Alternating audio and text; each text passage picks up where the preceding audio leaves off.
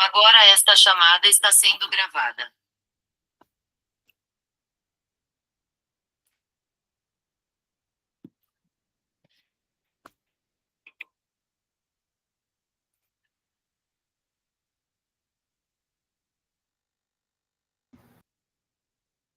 Prabhu? Eu acho que a Vera está fazendo os mantras iniciais, mas o microfone dela está fechado. Pode recomeçar, tá? Deixou e nem percebi, desculpa. Tudo bem. Então, vamos lá. Bom dia, Namastê, Hare Krishna, um Feliz Natal para todos. Então, vamos começar. Om Namo Bhagavate Vasudevaya. Om Namo Bhagavate Vasudevaya. Om Namo Bhagavate Vasudevaya. Então, vamos ler o verso 8 do Śrīmad Bhagavatam, canto 1, capítulo 1, Perguntas dos Sábios. E porque és submisso, teus mestres espirituais te dotaram de todos os favores concedidos a um discípulo manso. Portanto, podes nos dizer tudo o que aprendeste cientificamente com eles. Repetindo, verso 8. E porque és submisso, teus mestres espirituais te dotaram de todos os favores concedidos a um discípulo manso. Portanto, podes nos dizer tudo o que aprendeste cientificamente com eles. Gratidão, Hare Krishna.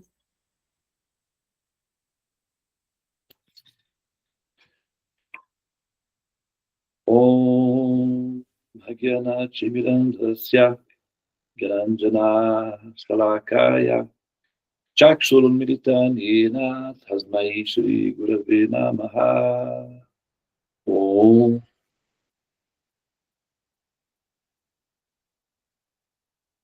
Muito bem. Então, nós vamos dar sequência aqui ao nosso estudo, né, do Śrīmad Bhagavatam. Gostaria de, primeiramente, dar meus muito bom dia a todas as pessoas presentes na sala. Obrigado, Vrindavani, por nos conduzir no caminho dos mantras. Vera, querida, parabéns pelo seu excelente dia.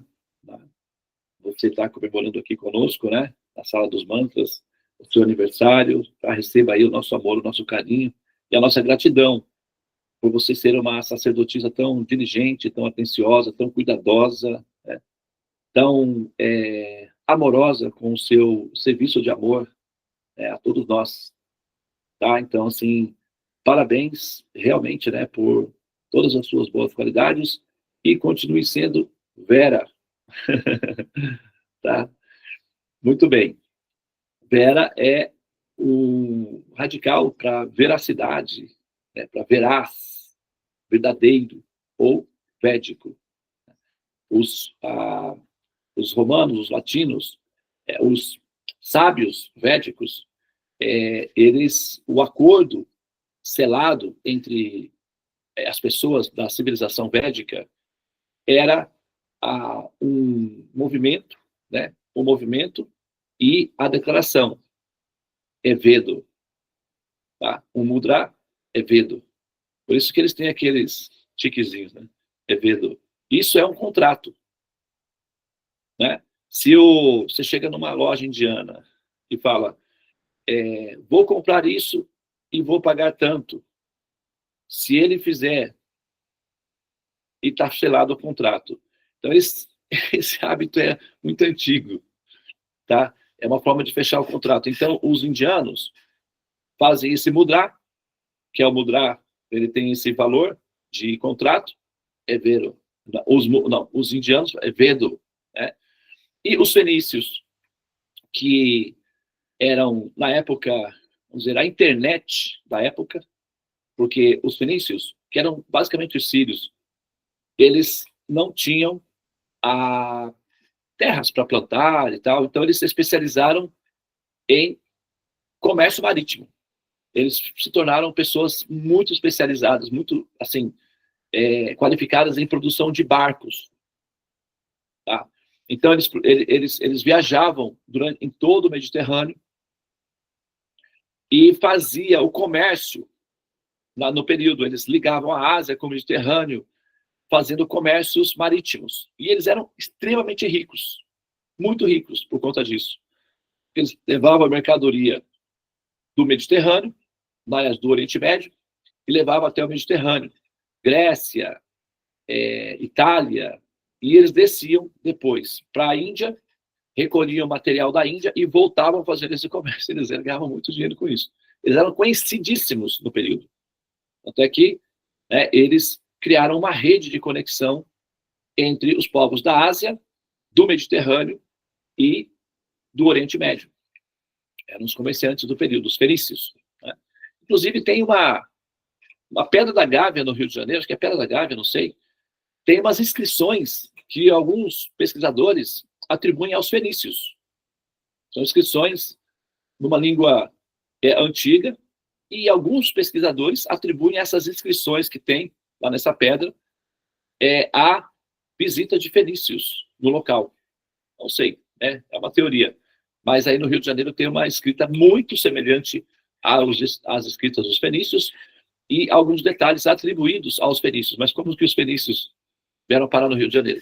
Pode ser que um barco tenha se perdido, eles tenham chegado até aqui e tenham ficado por aqui, não tenham conseguido se reproduzir ou sei lá, repetir a cultura deles, e ficou por aí mesmo. Não sei. É uma teoria, né? Mas, enfim. Então, os fenícios, eles faziam isso, e quando eles iam para a Índia, o contrato, e eles gostavam muito de fazer negócio com os indianos, eles ganhavam, porque os indianos é assim, até hoje é assim, né? Pessoas vão lá na Índia, é tudo muito baratinho, aí voltam e revendem nos seus países de origem. Os fenícios já faziam isso há muitos centenas de anos atrás. E os indianos, eles são muito, muito, muito crédulos. Crédulos. Eu fiquei devendo a um indiano durante 4 anos, porque eu não pude voltar para a Índia. O problema todo da pandemia e tal, acabei ficando no Brasil. Eu peguei a mercadoria dele e disse, eu volto em 3 meses, tá? Com o valor. Ele vendeu. Quer dizer, ele confiou plenamente em mim, absolutamente. Ele não me conhecia, ele não sabia, não tinha cheque, documento, endereço, nada. Ele só confiou em mim. Eu achei aquilo incrível. E eu, quando saí com a mercadoria, eu pensei, eu vou compensá-lo por isso. Essa honestidade, essa confiança dele na minha pessoa, me deixou, assim, bastante satisfeito. E eu senti no meu coração esse desejo de compensá-lo. Infelizmente, os problemas técnicos me impediram, mas eu nunca esqueci dele. Então, a última vez que a minha esposa foi, eu mandei o dinheiro dele, o pagamento dele, e uma compensação pelos atrasos. Pela honestidade, pela credulidade dele. Então, e muitos comerciantes fazem isso. E os indianos são assim, os indianos são terríveis para dar desconto. Você pede desconto, no fixed price. Fixed price. Ou seja, preço fixo. Você não consegue mudar muita coisa. Entretanto, eles são extremamente crédulos. Eles dão créditos com muita facilidade. E os fenícios perceberam essa característica deles, porque como eles são pessoas honestas, eles confiam em todos. Então, eles partem do princípio de que todos são confiáveis.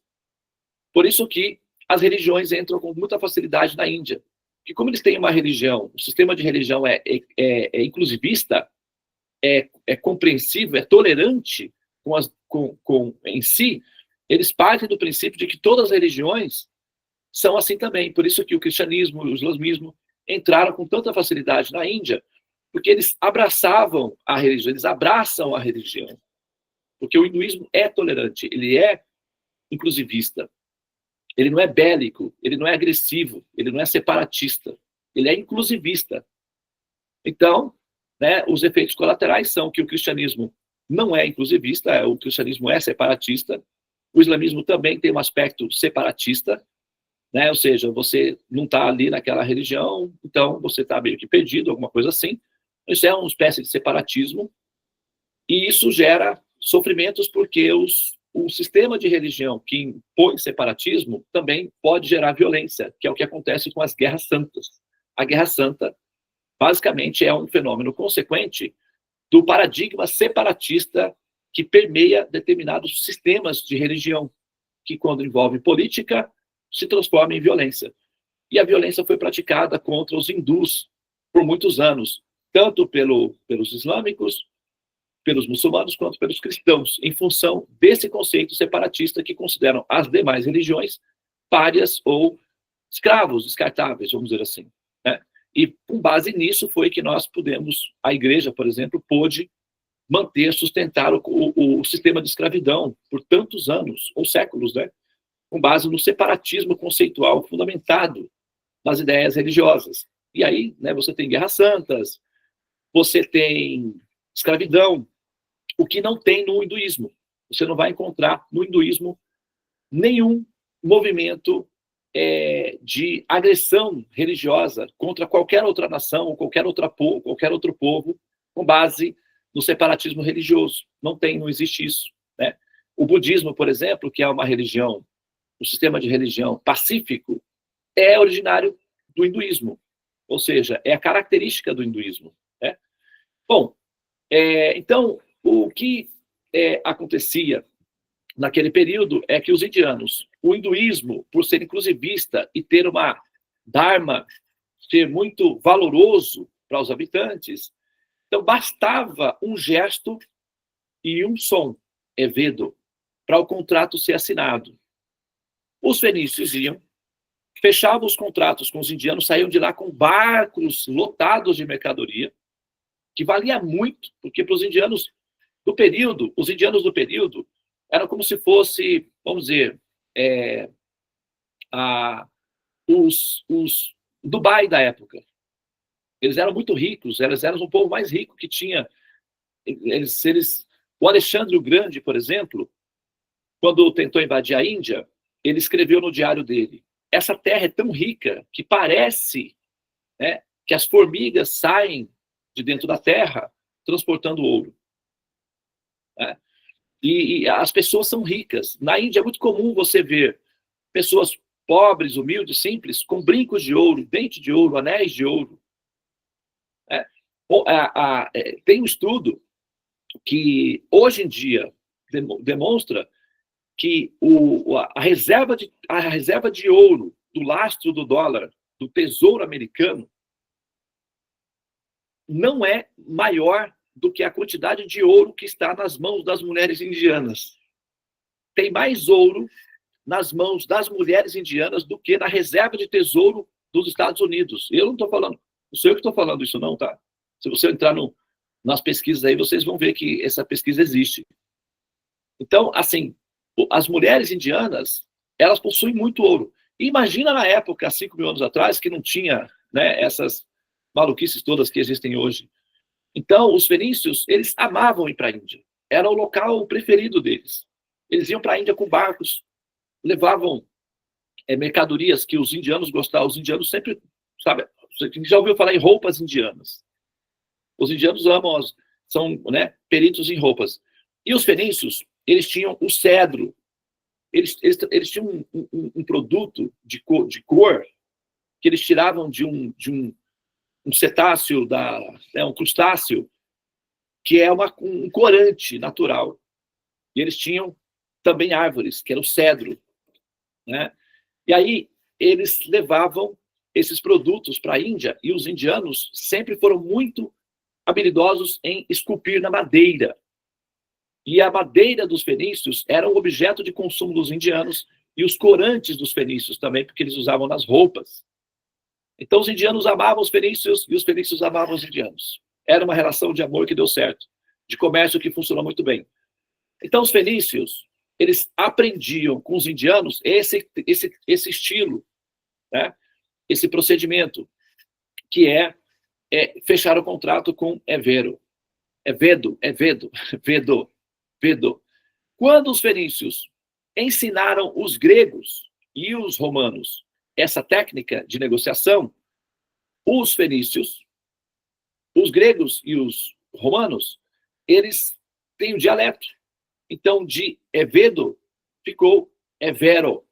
Até hoje, se você procurar um italiano e perguntar, é verdade? Ele vai dizer, é vero. Porque Veda significa verdade. Ou quando você fala vedou, significa selou. Vem daí, dessa época. essa cultura. Está vedado, selado. É assim? Vedou, selou, quer dizer, fechou o acordo. E os romanos, é vero. Daí vem, quando você fala, é verdade, você está falando uma derivação de um mantra védico, que é o encerramento de um contrato, vem da palavra Vedas. Ou seja, você está entoando o mantra sânscrito na derivação latina, romanizada pelos romanos. Nós somos povos latinos, por quê? Porque nós somos descendentes do Império Romano. Nós somos resíduos do Império Romano. Né? Nós somos praticamente fóssil do Império Romano. Todos os nossos estilos de vida, falas, são resíduos do Império Romano. E os romanos aprenderam muitas palavras que vinham dos fenícios e dos gregos. E essas palavras vêm dos Vedas, da Índia. Então, quando você falar é vero, ou vera, veraz, veracidade, verdadeiro, vedou, está vedado, você está voltando à sua cultura original, lá atrás, que vem, né, dos povos da civilização védica. Então, para fazer uma homenagem aqui a uma aprendiz, né?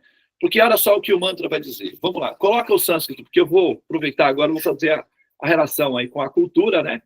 Também uma homenagem à nossa querida sacerdotisa, a Vera, né, que é uma querida nossa, e o sânscrito do mantra que está sendo apresentado hoje aqui, tá bom? Eu vou só... Isso. Olha lá. Veta, ok? Veta, que é dessa derivação. Veta tuam saunatat sarvam. Tatuas tat anugraha. Ruyu snigdasya sishisyasya. Guravo guhyan api uta. Veta tuam saumya tat sarvam. Tatas tat anugraha. Ruyu snigdasya sishyasya. Guravo guhyan api uta. Srimad Bhagavatam 1:8. Canto 1, verso 1. Canto 1, capítulo 1, verso 8. Perguntas dos sábios. Muito bem, agora vamos lá de volta para a tradução, por favor.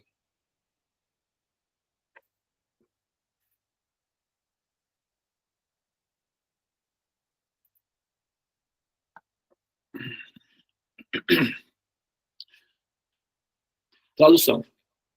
Porque é submisso, a palavra aí foi traduzida por submisso, tá? Às vezes, quando a gente contextualiza, né, os adjetivos, porque muitos dos adjetivos utilizados para traduzir o Srimad Bhagavatam são adjetivos adquiridos da nomenclatura, ou seja, do compêndio do vocabulário judeu-cristão. E o conceito judeu-cristão, na relação com Deus, envolve uma espécie de escravidão submissa, né?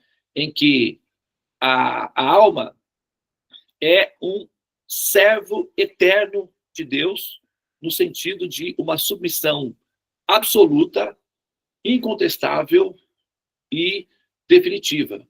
Então, uma espécie de... assim, é como se fosse, tá? Algo parecido, sem a violência, sem os abusos, né? Que é comum da escravidão, mas é como se fosse uma escravidão consentida, assimilada, aceitável, de forma definitiva, tá? Em que o ser permanece absolutamente submisso, receptivo e não interativo, ou seja, é como se fosse um soldado treinado apenas para seguir ordens. Tá? Então, é mais ou menos esse o conceito que é a motivação, né, do sistema, do paradigma teológico da compreensão da relação com Deus, né? O Senhor Supremo e tal, obedecer, temer, etc. Então, esses conceitos, esses adjetivos, são retirados desse vocabulário. E muitas vezes esses adjetivos, eles não estão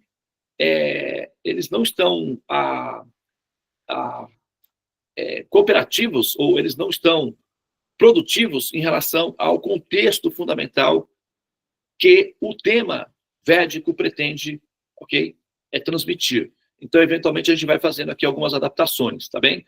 Então, o texto está sendo traduzido como submisso. Nós podemos traduzir aqui como e porque és cooperativo, né? E porque és interativo, e porque és dedicado, e porque és atencioso, e porque és e porque és amoroso na sua atitude.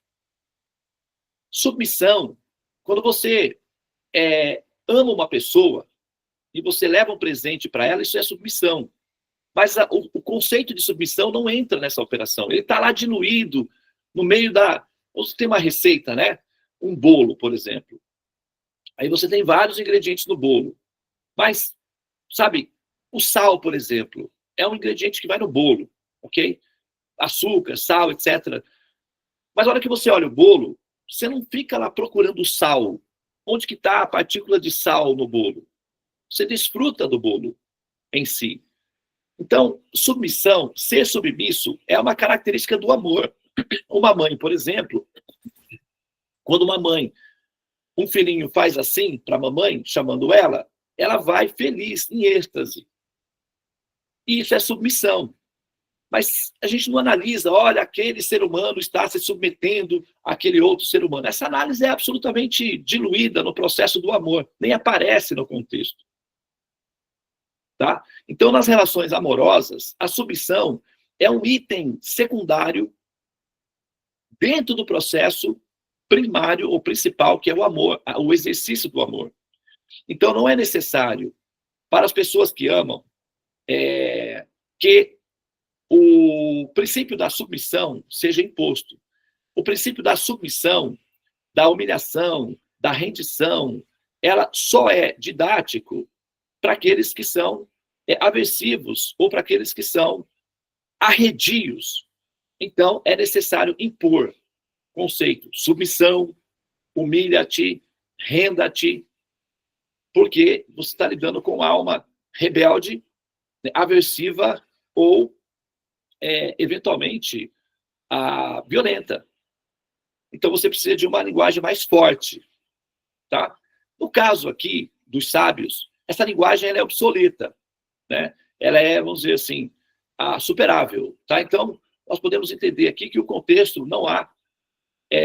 o contexto aqui tem mais a ver com uma dedicação sincera e amorosa, verdadeira, integral, do que exatamente com o processo de submissão, como num sistema de adestramento. Tá? Nós estamos falando com sábios. Os sábios, eles são autocontrolados, eles já são autoadestráveis, eles são autolimpantes. Então, não é necessário que outro sábio o adestre. Ele já é altamente autoadestrável, ou seja, ele controla a si mesmo. Tá? Então, quando você está lidando com pessoas assim, é muito mais fácil as relações. Por exemplo, se você vive num bairro pacífico, você não precisa dizer para as pessoas que elas não podem brigar entre si, ou que elas não podem roubar entre si. Se você vai num país onde você não tem ladrões na rua, por exemplo, você pode contar o seu dinheiro na frente das pessoas que está tudo bem. Você pode pegar o seu celular à noite e atender o telefone que ninguém vai te roubar. Então não é necessário você ficar hipertenso, olhando para os lados para ver se tem algum ladrão. Então, esse medo, essa ansiedade não está presente. Entre pessoas cultas, entre pessoas nobres, entre pessoas muito evoluídas, você não precisa dizer, não matarás. Onde é que você precisa dizer, não matarás? Entre bárbaros assassinos. Aí você tem que dizer, não matarás. Mas entre pessoas cultas, finas e evoluídas, dizer não matarás é absolutamente obsoleto. Não há necessidade nenhuma de falar isso. É por isso que vocês não vão encontrar esse mandamento nos Vedas, não matarás. Porque os Vedas partem do princípio de que eles existe uma civilização em que esse conceito de respeito à vida já está intrínseco. Não é necessário dizer. Imagina que os indianos não matam os animais gratuitamente por esportes. Não existe, por exemplo, esportes de caça na Índia. Você não vai achar isso daí. Tourada, essas loucuras humanas, você não vai encontrar esse tipo de aberração, esse tipo de comportamento agressivo, violento. Então, dizer para uma população pacífica e que respeita a vida, não matarás, é absolutamente desnecessário. Entendem? Por que vocês não encontram esses preceitos em nenhum ponto dos Vedas, não matarás, por exemplo, não cobiçarás a mulher do teu próximo. Não existe isso na cultura védica. Esse procedimento é absolutamente, sabe, é inaceitável. Não há nesse período, né, na cultura védica, não há a menor possibilidade de uma pessoa desejar a mulher de outro homem. Então, colocar um preceito, não cobiçarás a mulher do teu próximo, para um seguidor da cultura védica, é como dizer para um adulto, olha, cuidado, não cuspa no chão. Um adulto respeitável, uma pessoa educada. Se aproximar de uma pessoa educada, e dizer para ela não roube, é até uma ofensa. Porque isso é absolutamente um absurdo. Então, você se aproximar de uma pessoa da cultura védica e dizer para ela, não cobiça a mulher do teu próximo, isso soa como uma ofensa, porque é uma incultura para bárbaros. Então, você não vai encontrar preceitos, não matarás, não cobiçarás a mulher do teu próximo, porque isso já são realidades absolutamente diluídas dentro da cultura da civilização védica. A civilização védica é para seres humanos do futuro. Esses tipos de preceitos são para bárbaros inferiores, com comportamentos violentos, e seres que pilham, são piratas, assassinos, que roubam os demais. Falta veracidade, né, no caso. Tá? Então, por isso que às vezes vocês vão ver essas diferenças aí. Aonde estão os mandamentos védicos?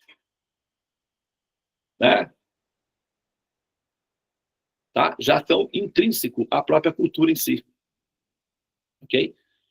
E porque és cooperativo, teus mestres espirituais dotaram-te de todos os favores concedidos a um aprendiz manso, ou seja, educado, culto.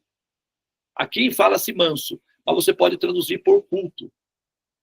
Todo discípulo gentil, dedicado, é considerado um erudito dentro da cultura védica. Você não vai ser... Quando você quer falar que uma pessoa é manso, é submissa, é cooperativo, dentro da cultura védica, ele é chamado de vipra, ou então ele é chamado de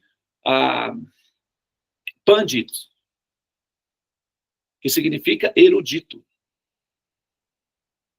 Isso é sintoma de cultura. É uma pessoa culta. Só uma pessoa culta é inteligente o suficiente para ter uma atitude correspondente com o mestre para adquirir dele o conhecimento. E quando o mestre percebe que o aluno, o aprendiz, tem cultura, é culto, é inteligente a ponto de respeitar o mestre como alguém com conhecimento, então o mestre tem a vontade, o desejo de retribuir isso, injetando no discípulo todo o conhecimento que ele tem. É assim que funciona. Tá? Então, portanto, podes nos dizer tudo o que aprendeste cientificamente com eles. Bhakti, metafísica, transcendência, é uma ciência. E por ciência, deve-se envolver a razão. O processo é racional. A experiência mística, o êxtase místico, né? A imersão mística é uma consequência de uma elaboração inteligente, racional da compreensão de Deus. O ser, primeiro, aprende racionalmente inteligir a ideia de Deus. Posteriormente a isso é que vem o êxtase místico. Esse salto indevido, essa hiperdemocracia, em que a pessoa entra para uma religião e já salta para o místico, é uma vaidade. Vaidade das vaidades. Como dizia o Salomão, tudo é vaidade embaixo do sol. Como que uma pessoa renuncia o aspecto mais importante da forma humana, que é a inteligência superior, e não usa essa inteligência para fins da pesquisa ou da compreensão de Deus, mas vai usar essa inteligência para fazer a vida mecânica, para passar num concurso público, para fazer uma pós-graduação, para fazer uma viagem para a Europa, mas nega essa inteligência para compreender a Deus. Isso é avareza, talvez? Mesquinhez? O que significa isso? Porque nós negamos a melhor parte de nós à pessoa que merece a nosso respeito, a nossa dedicação. E oferecemos a ele o quê? A nossa reza, como se ele fosse um mendigo que precisasse de bajulação. Olha só, que lindo, né? Parabéns para nós. E achamos que estamos fazendo muito ainda. Achamos que ele tem que ficar feliz, porque a gente poderia nem estar rezando, né? Então ele tem que agradecer o fato de a gente estar rezando. E achamos que estamos oferecendo a ele o melhor de nós. É porque nós somos infantis e egocêntricos. Não estou falando de vocês, eu estou falando da nossa condição humana. E devido à nossa falta de erudição, à nossa falta de cultura, à nossa falta de evolução, à nossa infantilidade conceitual e ao nosso egocentrismo, nós passamos da parte da pesquisa do conhecimento para o êxtase religioso. E achamos que isso é autêntico. Na verdade, isso é uma vaidade. Sinto muito, mas nós temos que ser honestos diante das nossas mazelas, diante dos nossos truques, para que a nossa relação seja honesta, verdadeira, para que a outra pessoa se sinta valorizada. E quando a gente oferece restos para outra pessoa e esperamos que ela fique feliz com isso, nós estamos dizendo que a outra pessoa tem problemas mentais ou ela é uma pessoa inferior. Não é correto. Pessoas inteligentes apreciam atos de amor inteligente. Então nós temos que ser inteligentes e oferecer o melhor de nós ao Supremo, que é a nossa inteligência. Ah, mas Devananda, você não sabe, eu não sou inteligente. Ha, ha, ha. O que é uma pessoa inteligente, pelo amor de Deus? É uma pessoa que gosta de aprender. Toda pessoa predisposta, que dê atenção, que se dedique, que se ofereça para aprender, é uma pessoa inteligente. Não existem pessoas não inteligentes. Quem são aquelas pessoas que não são inteligentes? As pessoas mesquinhas, avaras, que por preguiça e por comodismo não oferece a sua inteligência a Deus. Essa é uma pessoa não inteligente. Por quê? Está destinada ao renascimento humano. Mas a pessoa inteligente, ela vai se predispor a aprender cada vez mais sobre essa pessoa superior e estabelecer uma relação limpa, honesta e amorosa, ou seja, culta, com essa pessoa culta, que é a pessoa suprema. Ok? Aprendizes com essas características absorvem dos mestres todos os conhecimentos que eles têm, porque os mestres anseiam por alunos ou aprendizes com essas qualificações, interessados, dedicados, predispostos a aprender. Porque eles anseiam oferecer a eles os conhecimentos. São como mães, os mestres são como mães fartas de leite, que anseiam que o filhinho acorde para amamentá-los. Assim são os sábios. Ok? Muito bem, então eu vou parar aqui, tá? Eu sei que todos vocês amam muito, né, a Sala dos Mantras, e também eu sei que a Sala dos Mantras é uma casinha de sapê na roça. Então eu selecionei uma música bem gostosa para a gente ouvir hoje aí no final, tá bem? Então, quem quiser ficar, Namastê, Hare Krishna, Krishna Krishna, Hare Hare, Hare Rama, Rama Rama, Hare Hare. Ó energia suprema, amor divina, ó Mahamantra, libertador do ser, desperta-me, eleva-me, envolve-me, protege-me. Hariom Shanti, Namastê, Om Tat Sat, Hare Krishna.